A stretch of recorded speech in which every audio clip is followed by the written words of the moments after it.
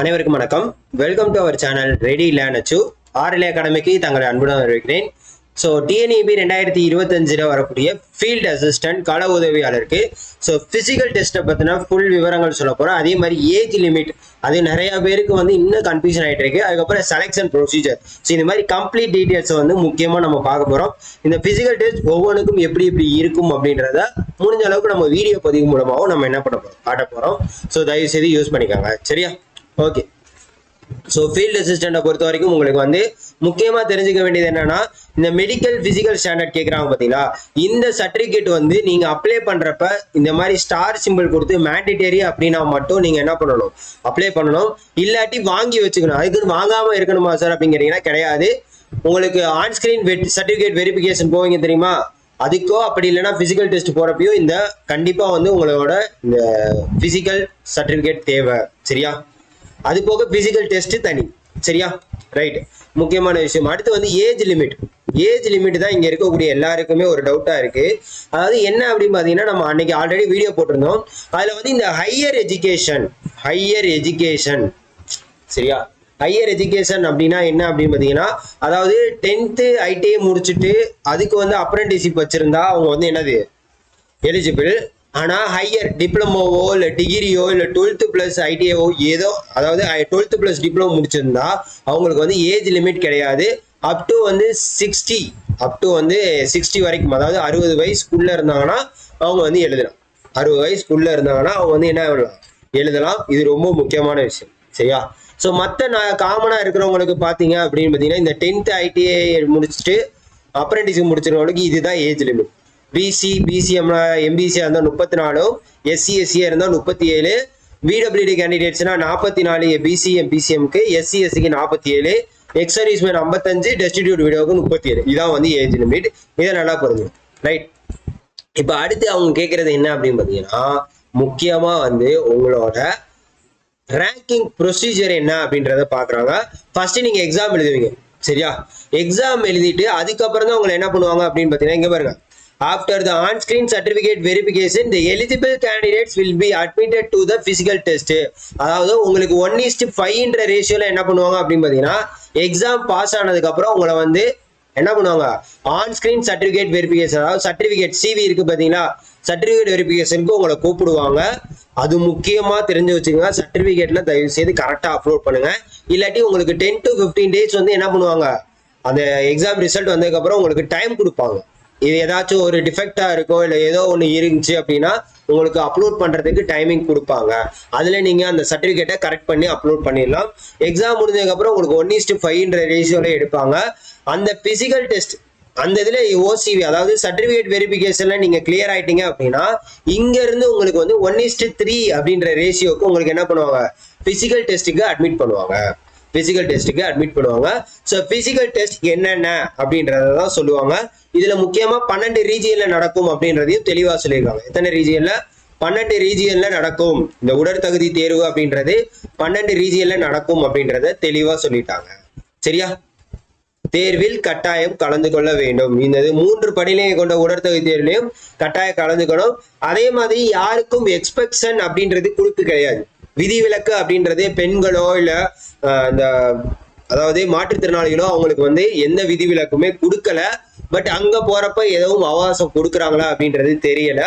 So முதல் செயல்முறை என்ன, 2வது செயல்முறை என்ன, இதெல்லாம் உங்களுக்கு என்ன பண்ண போறோம், ஒவ்வொன்றா எக்ஸ்பிளைன் பண்ண போறோம். தயவு செய்து நம்ம வீடியோவை ஃபுல்லா பாருங்க, சரியா?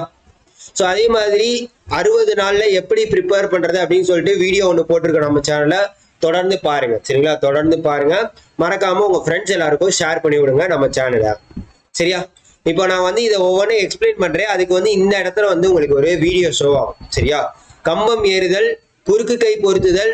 முதலில் மின்கம்பம் நிறுவப்பட்டுள்ள நிலப்பரப்பில் பாதுகாப்பிற்காக இடுப்பு கயிறை முறையாக இடுப்பில் கட்டிக்கொண்டு 9 மீட்டர் முன்னழுத்தப்பட்ட கலவை PCS மின்கம்பத்தில் 30 அடி கம்பம், அதாவது மும்முனை குறுக்கு கை கட்டப்பட்டுள்ள கயிற்றின் மறுமுனையினை எடுத்துக்கொண்டு ஏற வேண்டும்.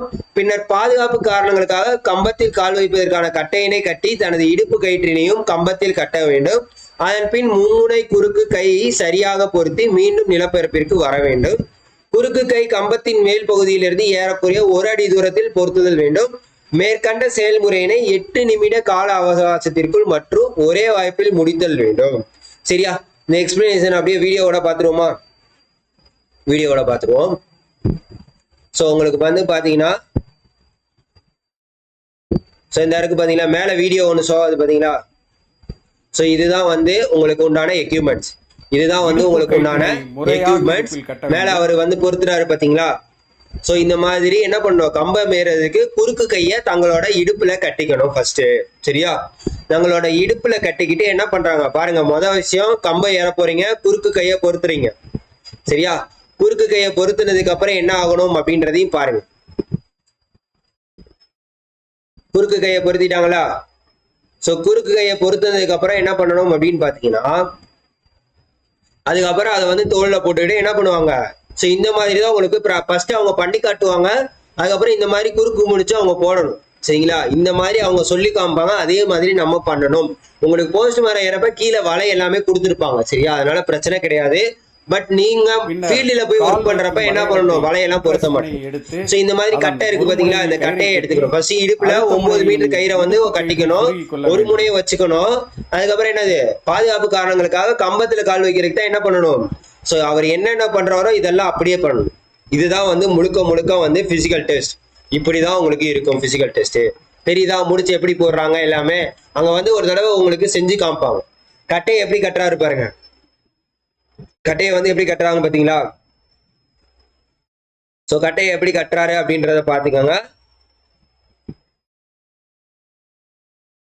வணக்கம். சோ அதுக்கப்புறம் 30 அடி கம்பம். 30 அடி என்னது, கம்பம். சரியா? 30 அடி கம்பம் இடுப்பு கயிற்றில் இருக்கு பாத்தீங்களா? சோ இப்ப போயிட்டு ஃபீல்டுக்கு போயிட்டு என்ன பண்றாரு பாருங்க. எக்யூப்மெண்ட்ஸ் எல்லாம் எடுத்துக்கணும். நம்ம மேல போய் என்னென்ன வேலை பார்க்க போறோம்னா அந்த எக்யூப்மெண்ட்ஸ். ஆனா உங்களுக்கு எக்யூப்மெண்ட்ஸ் எல்லாம் தேவை இருக்காது. பட் அவங்க பண்ணி காட்டுறப்ப இந்த மாதிரி தான் பண்ணுவாங்க. நீங்க ஃபீல்டுல போய் வேலை பார்க்குறப்ப இந்த மாதிரி எக்யூப்மெண்ட்ஸ் எல்லாம் என்ன பண்ணும், கையில எடுத்துக்கணும். கையில எடுத்துக்கணும். சரியா? அதையும் கையில கட்டி வச்சுக்கிறாங்க பாருங்க. ஏன்னா கீழே விழுந்துடக்கூடாது, இல்லாட்டி இடுப்புல கட்டி வச்சுக்கணும். ஏன்னா கீழே விழுந்துடும்னா நம்ம பாக்கெட்ல வச்சிருந்தோம்னா ஏறுறப்ப காலை வச்சு ஏறுறப்ப என்ன ஆயிரும், டூல்ஸ் கீழே வாய்ப்பு இருக்கு. அதனால கட்டிக்கிறாங்க. சரியா? கட்டிட்டு அதுக்கப்புறம் என்ன பண்றாங்க பாருங்க. போஸ்ட் மரத்துல ஏற போவாரு. சரியா? போஸ்ட் மரம் 30 அடி கம்பம் இந்த இருக்கா. சோ இந்த கம்பத்துல ஏற ரெடி ஆயிட்டாரு. அதுக்கப்புறம் இந்த பாருங்க ஏறாரு. சரியா? ஏறப்ப எப்படி ஏறாங்கன்னு பாருங்க. சோ இந்த மாதிரி ப்ரொசீஜரை நீங்க என்ன பண்ணணும், 8 நிமிஷத்துல ஒரே ஒரு சான்ஸ் தான் கொடுப்பாங்க. ஓயாம சான்ஸ் கொடுக்க மாட்டாங்க. அதே மாதிரி அன்னைக்கு நீங்க பிசிக்கல் டெஸ்ட்டுக்கு வரலனாலும் திருப்பி இன்னொரு தடவை பிசிக்கல் டெஸ்ட் எல்லாம் நடத்த மாட்டாங்க. ஸோ இதுக்கப்புறம் ஒரு லிமிட்டுக்கு போனதுக்கு அப்புறம் ஒரு அடி தூரம் டிஸ்டன்ஸ் வச்சுட்டு என்ன பண்ணணும், ஒரு அடி தூரம் டிஸ்டன்ஸ் வச்சுட்டு உங்களுக்கு வந்து நீங்க என்ன பண்ணணும் அப்படின்னு பாத்தீங்கன்னா அந்த கட்டையை கீழே கட்டணும். கட்டைய எந்த இடத்துல போஸ்ட் மரத்துல நீங்க கட்டிட்டு அதை நல்லா கட்டிட்டு அது மேல நீங்க ஏறி நிக்கணும். அது மேல ஏறி நின்னதுக்கு அப்புறம் அந்த கயிறை வந்து போஸ்ட் மரத்துல நீங்க கட்டணும். புரியுதா உங்களுக்கு? பாருங்களேன். ஸோ கயிறை வந்து ஃபர்ஸ்ட் கயிறை வச்சு போஸ்ட் மரத்துல அந்த கட்டையை கட்டிட்டாரு.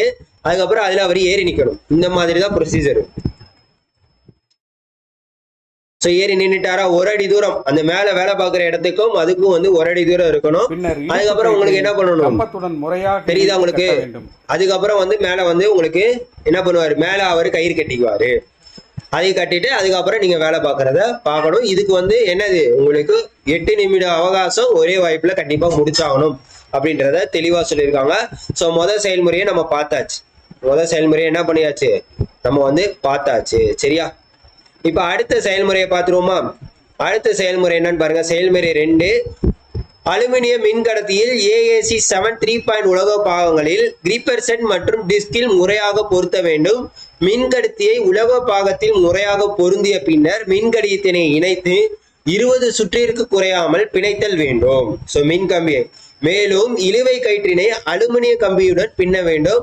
மேற்கண்ட செயல்முறை 2 நிமிட கால அவகாசத்திற்குள் ஒரே வாய்ப்பில் முடித்தல் வேண்டும். புரியுதா உங்களுக்கு? ஸோ அடுத்த பிசிக்கல் நம்ம பார்த்துருவோமா? அடுத்ததை பார்த்துருவோம். ஸோ இப்போ இந்த போஸ்ட் மரத்துல ஏறி முடிச்சிட்டாரு. சரியா?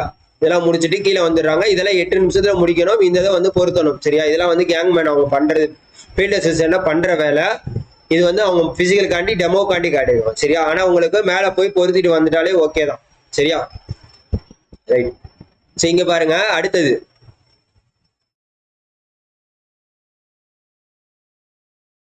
அடுத்து இறங்கிட்டாங்களா? போஸ்ட் மரத்தை சுத்தி உங்களுக்கு இப்படிதான் இந்த மாதிரி புல்லோ இல்ல வலையோ போட்டிருப்பாங்க. அதனால நீங்க பயப்பட தேவையில்லை. சரிங்களா? நீங்க பயப்பட தேவையில்லை. சேஃப்டி நெட் அமைக்கப்பட்டுள்ளது. அடுத்து அலுமினிய கம்பி இதுதான் அது. ஒரு முனையை சுமார் 3 அடி அளவீடு செய்து அலுமினியம் மின் கடத்தியில் தெரியுதா உங்களுக்கு? அலுமினியம் மின் கடத்தியில் உலோகப்பாங்களை கிரிப்பர் செட்டை டிஸ்க வந்து கரெக்டா பொருத்தணும் அப்படின்றத சொல்லியிருக்காங்க. கரெக்டா என்ன பண்ணணும்? பொருத்தணும். அது போக வந்து 20 சுற்றிருக்கு இந்த மாதிரி. இங்க பாருங்க, இதுதான் கிரிப்பர் செட்டு, அலுமினியம் ஒயரு. அதுக்கப்புறம் அந்த இதுல வந்து கம்பியை வச்சு 20 சுத்து பாத்தீங்களா, சுத்துறாரு பாத்தீங்களா? இந்த மாதிரி 20 சுற்றிற்கு குறையாம ரெண்டையுமே வந்து ஜாயின் பண்ணிடணும் அப்படின்றத சொல்லியிருக்காங்க. 2 நிமிட கால அவகாசம் தான், 2 நிமிடம் கால அவகாசம் தான் அப்படின்றதையும் தெளிவா சொல்லியிருக்காங்க. இது வந்து அங்க உங்களுக்கு எக்ஸ்பிளைன் பண்ணுவாங்க. சரியா? இருந்தாலும் உங்களுக்கு தெரிஞ்சுக்கணும் அப்படின்றத பாத்துக்கோங்க. யார் யாருக்கெல்லாம் இது செட் ஆகுன்னு பாருங்க. பிசிக்கல் டெஸ்ட்ல பாஸ் ஆனாதான் உங்களுக்கு போஸ்டிங், அதனால புரிஞ்சுக்கணும். அடுத்து 3 எண்ணிக்கை கொண்ட 3 அடி வி குறுக்கு கை சுமார் 35 கிலோகிராம் வருமா எடுத்துக்கொண்டு 100 மீட்டர் தூரத்தினை 1 நிமிடத்தில் பளுவினை கீழே வைக்காமல் ஒரே வாய்ப்பில் கடந்து செல்ல வேண்டும். அதாவது என்ன சொல்றாரு, இதெல்லாம் 20 பைண்டிங் பண்ணி செட் பண்ணிடணும். ஓகேவா? அதுக்கப்புறம் என்ன பண்ணணும் அப்படின்னு பாத்தீங்கன்னா, கிரிப்பர் செட்டை பொருத்தணும். அதுக்கப்புறம் இந்த இதை சுத்தணும் அப்படின்றத சொல்லிட்டாங்க. அடுத்து இந்த 3 இது இருக்கு பாத்தீங்களா, 3 ஐட்டம். இந்த 3 ஐட்டத்தை வந்து நீங்க எடுத்துட்டு, இது வந்து 35 கிலோ இருக்குமா? இத்தனை கிலோ 35 கிலோ இருக்கும். 35 கிலோ இருக்கிறத என்ன பண்ணணும் அப்படின்னு பாத்தீங்கன்னா, 3 அடி, அதாவது 3 அடி இருக்கும், சுமார் 35 கிலோ. இதை வந்து 100 மீட்டர் இப்படி தூக்கிக்கிட்டு, தோள்பட்டை எடுத்துக்கிட்டு 1 நிமிஷத்துல நடந்து வரணும். எத்தனை நிமிஷத்துல? 1 நிமிஷத்துல நடந்து வரணும். அந்த பழுவை கீழே வைக்காம ஒரே வாய்ப்புல வளர்ந்து வரணும். சரியா? இதுதான் வந்து உங்களுக்கு உண்டான பிசிக்கல் டெஸ்ட். இதுதான் வந்து உங்களுக்கு உண்டான பிசிக்கல் டெஸ்ட். சரியா? உடற்தகுதி தேர்வில் தேர்ச்சி பெறும் தேர்வுகள் மட்டுமே அடுத்த கட்ட தெரிவு முறைக்கு செல்வார்கள் அப்படின்றத சொல்லியிருக்காங்க. இதுல இருந்து என்ன பண்ணுவாங்க அப்படின்னு பாத்தீங்கன்னா, 1:1.2 1:1.2 அப்படின்ற ரேஷியோல அனுமதிக்கப்பட்டு அதுக்கப்புறம் தான் உங்களுக்கு செலக்ஷன் கிடைக்கும். பிசிக்கல் டெஸ்ட்டை பத்தி ஃபுல் விவரங்கள் புரிஞ்சிருச்சா உங்களுக்கு? புரிஞ்சிருச்சா? கிளியராங்க? ஸோ வேற எதுவும் டவுட்ஸ் இருக்கா? அதே மாதிரி ஏஜ் லிமிட்டுக்கு நான் சொல்லிட்டேன். அதே மாதிரி நேஷனல் அப்ரண்டிஸ் சர்டிபிகேட் சில பேருக்கு இல்லைனாலும் நீங்க அப்ளை பண்ணலாம் அப்படின்ற மாதிரி டிஎன்பிசி சொல்லியிருக்காங்க அப்படின்றத சொல்லியிருக்காங்க ஒருத்தவங்க. பட் நீங்க என்ன பண்றீங்க அப்படின்னு பாத்தீங்கன்னா, டிஎன்பிசிக்கு தயவு செய்து மெயில் போட்டு வச்சிருங்க. ஏன்னா நாளை பின்ன ஏதாச்சும் இஷ்யூ வந்துச்சு அப்படின்னா அவங்க என்ன பண்ணலாம், ஏதாச்சும் மாத்தி பேசுற மாதிரி இருந்துச்சுன்னா நம்ம வந்து என்ன பண்ணணும், டிஎன்பிசிக்கு மெயில் போட்டுட்டு இந்த மாதிரி நேஷனல் அப்ரண்டிஸ்ஷிப் ட்ரைனிங் சர்டிபிகேட் தேவையா தேவையில்லையா, 10th ஐடிஐ முடிச்சிருந்தா போதுமான்றதை கேட்டுக்கோங்க. அதுக்கு அவங்க தெளிவான விளக்கங்கள் கொடுப்பாங்க. அதை சேவ் பண்ணி வச்சுக்கோங்க. சப்போஸ் நம்ம பாஸ் ஆகிட்டு சர்டிபிகேட் வெரிஃபிகேஷன் போறப்ப வேற ஏதாச்சும் பேசினாங்கன்னா இதை வந்து நம்ம ஒரு ப்ரூஃபா காட்டலாம். அதையும் பார்த்துக்கோங்க. ஸோ உங்களுக்கு ஃப்ரீ கிளாஸஸ் எல்லாமே அடுத்தடுத்து வரப்போகுது. அதே மாதிரி உங்களுக்கு Tamil material, GS material already அவைலபிளாக இருக்கு. காமன் ஃபார் ஆல் வரக்கூடிய டிப்ளமோ எக்ஸாமுக்கும் எல்லாத்துக்குமே இருக்கு.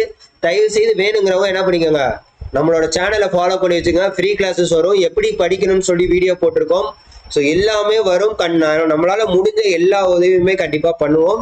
ஸோ தயவு செய்து சப்ஸ்கிரைப் பண்ணி வச்சுட்டு உங்க ஃப்ரெண்ட்ஸ் எல்லாருக்கும் இந்த விஷயத்தை ஷேர் பண்ணிவிடுங்க. முழுக்க இவ்வளோ எக்ஸ்பிளனேஷன் கொடுத்துருக்கோம். கண்டிப்பாக யூஸ்ஃபுல்லாக இருந்துச்சுன்னா லைக் பண்ணி உங்க வீடியோவை ஷேர் பண்ணி விடுங்க. மறக்காம சப்ஸ்கிரைப் பண்ணி உங்க ஃப்ரெண்ட்ஸ் எல்லாருக்கும் ஷேர் பண்ணி விடுங்க. Thank you so much.